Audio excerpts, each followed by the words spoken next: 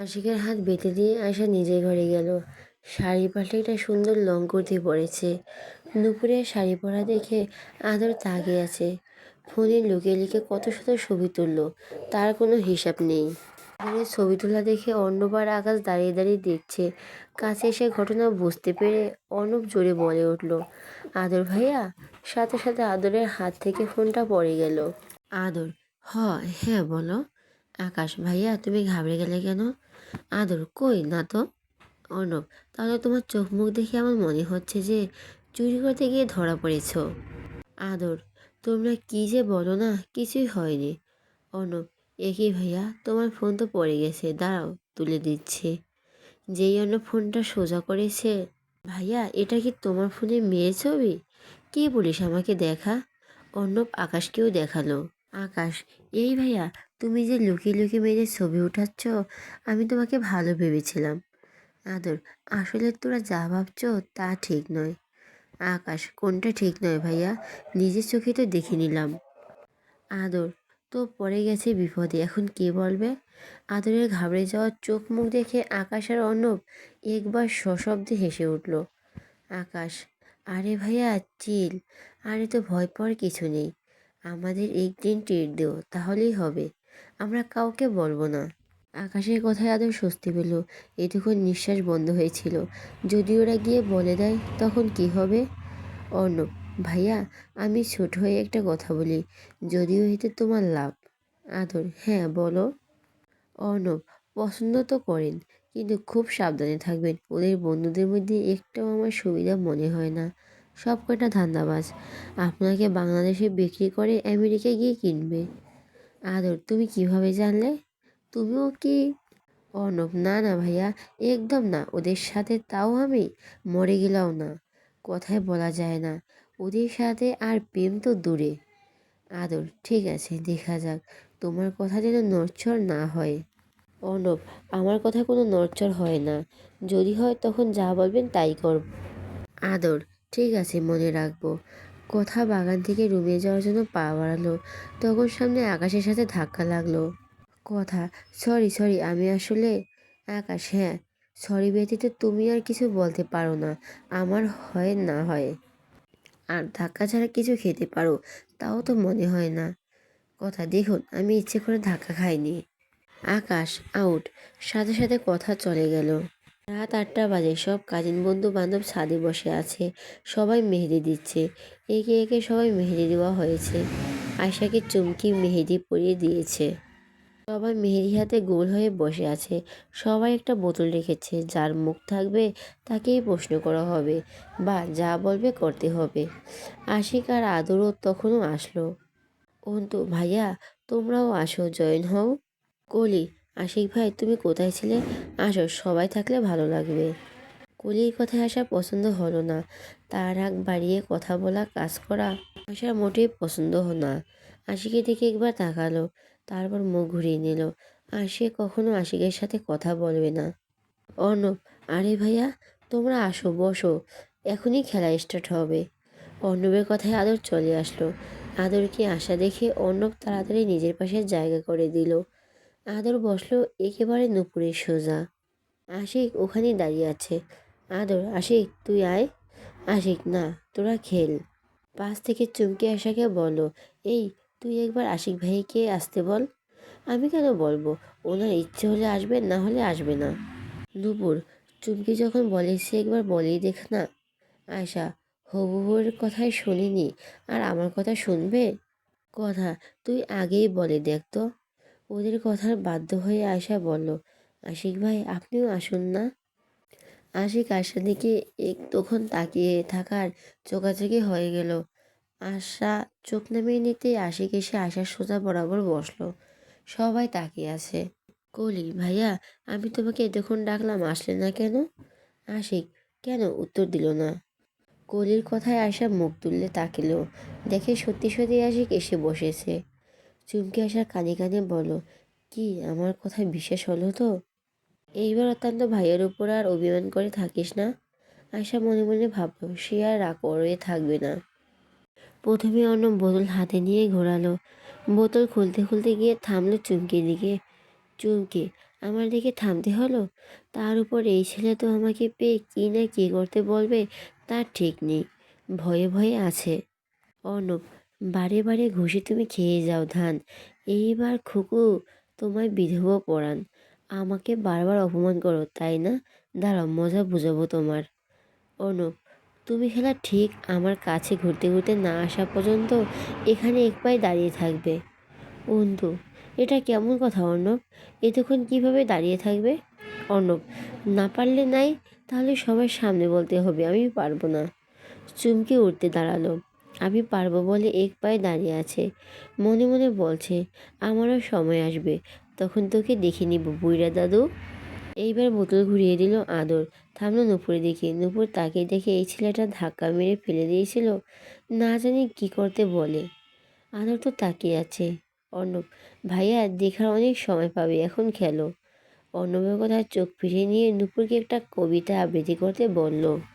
নূপুর মনে মনে খুশি হলো, যাক বাবা, বাঁচা গেল। একটা কবিতা আবৃত্তি করে শোনালো।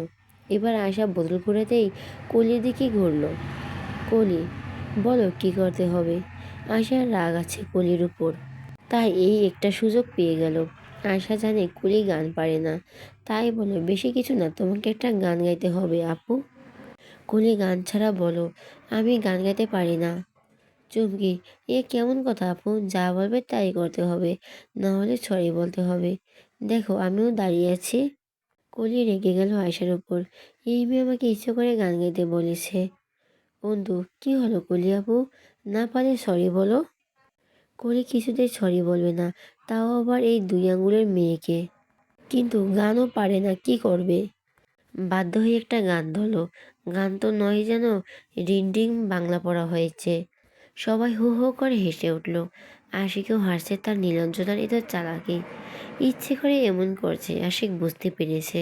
ওদের হাড় কাঁপানো হাসি দেখে কলি রেগে গেল। মনে মনে ঠিক হলো, আজকে এই মেয়েকে তো দেখেই নিবে। তার জন্য সবাই উপরে হাসছে। এরপর অন্তু ঘোরালো। আশিকে সোজা এসে বোতল থামলো। অন্তু, ভাইয়া তুমি খুব ভালো গান পারো, একটা গান আমার জন্য গাও প্লিজ ভাইয়া, না করো না। সাথে সাথে অর্ণব গিটার নিয়ে এলো।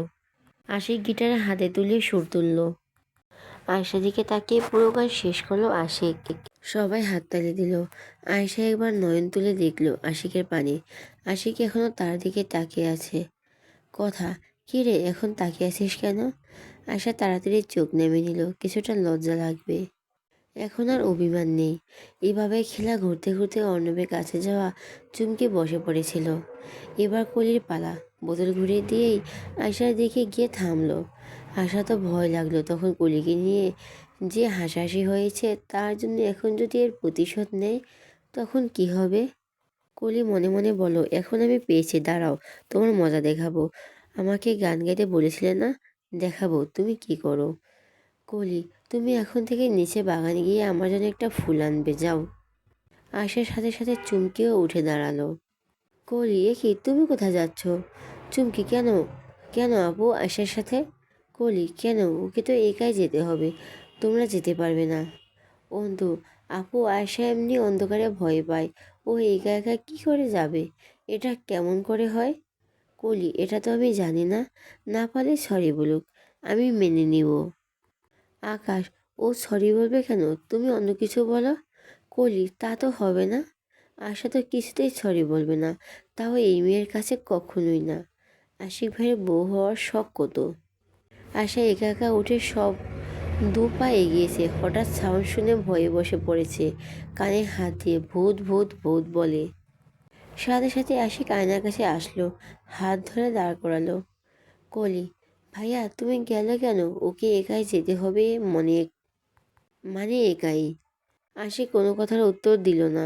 আশার হাত ধরে রুমে নিয়ে গেল। যেই শব্দে আশা ভুল বলে চিৎকার করেছিল সেটা আসলে অন্তুর ফোন কলের রিংটোন ছিল, যা হঠাৎ নীরবতার কারণে জোরে বেজে উঠেছিল। আর আশা ভয় পেয়েছিল। ফোন নিয়ে অন্তু নিজের ঘরে বারান্দায় গেল। তার বান্ধবীরা এসে শুয়ে পড়ল। অন্তু, হ্যাঁ বলুন। রিয়ান, একটু বাইরে আসো না। অন্তু, কেন? রিয়ান, তোমাকে খুব দেখতে ইচ্ছে করছে, প্লিজ আসো না। অন্তু, আপনি তো সকলকে হলুদ লুকিয়ে এসে দেখে গেলেন, রাত না হতেই আবার দেখা করতে হলো। রিয়ান, তো তোমাকে কি দেখতে পারি না আমি? অন্তু, অবশ্যই পারেন, তবে একবারও কালকে দেখিয়েন, আজকে না। রিয়ান, কালকে দেখবো, তবে একবার বউ হবে তখন। আজ রাত পর্যন্ত তুমি আমার প্রেমিকা, আর কোনো দিন এমন আসবে না, তাই আমি প্রেমিক হিসেবে আজকে দেখতে চাই। তুমি আসবে নাকি আমি উপরে আসবো বলো? অন্তু, দেখুন আপনি চলে যান। রিয়ান, ঠিক 6 সেকেন্ড পর আমি তোমার বাড়িতে ঢুকবো। অন্তু, আরে বাড়িতে সবাই জানতে পারলে কি হবে বুঝতে পারছেন? রিয়ান, অলরেডি 15 সেকেন্ড হয়ে গেছে। অন্তু, দাঁড়ান আমি আসছি। রিয়ান মুচকি এসে ফোন কেটে দিল। কত যে লুকিয়ে চুকিয়ে দেখে করেছে তার হিসাব নেই। আজ তার শেষ। অন্তু গেট খুলে চুপে চুপে বাইরে এলো। একটু দূরেই দাঁড়িয়ে আছে রেহান।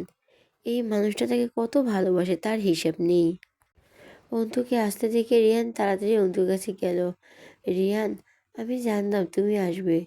অন্তু, হয়েছে আর আলাপ জানতে হবে না। এত রাতে বন্ধুর বোনের সাথে লুকিয়ে দেখা করতে এসেছেন, লজ্জা করে না? রিয়ান, প্রেমিকাদের লজ্জা থাকলে নেই মেয়ে, নির্লজ্জ না হলে প্রেমিকা হওয়া যায় না। কিছুক্ষণ কথা বলে রিয়ান চলে গেল।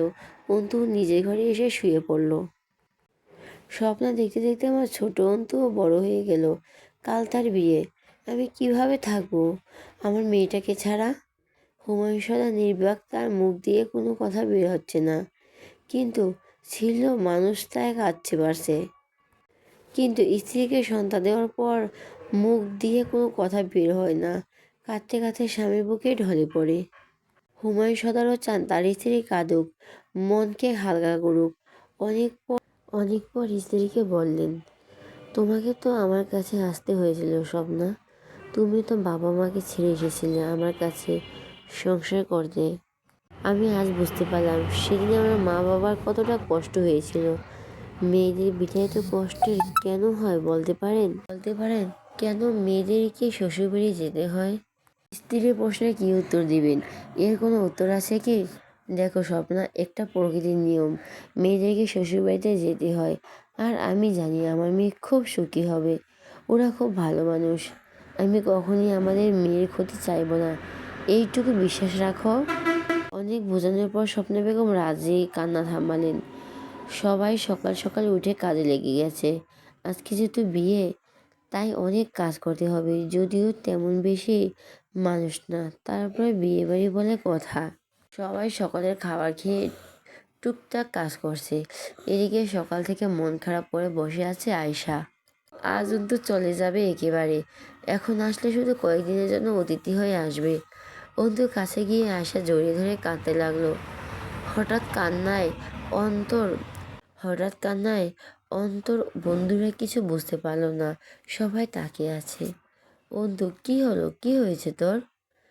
কোনো কথা নেই, কেঁদেই চলছে। পেছন পেছন আয়শার বান্ধবীরাও এসেছে। অন্তু ওদের জিজ্ঞেস করলো, আয়শার কি হয়েছে? চুমকি, আপু আপনি আজকে চলে যাবেন, তাই সকাল থেকে আয়শা কেঁদেই যাচ্ছে। আমরা অনেক বুঝিয়েছি কিন্তু লাভ হয়নি। অন্তরের মনটাও খারাপ হতে শুরু করলো।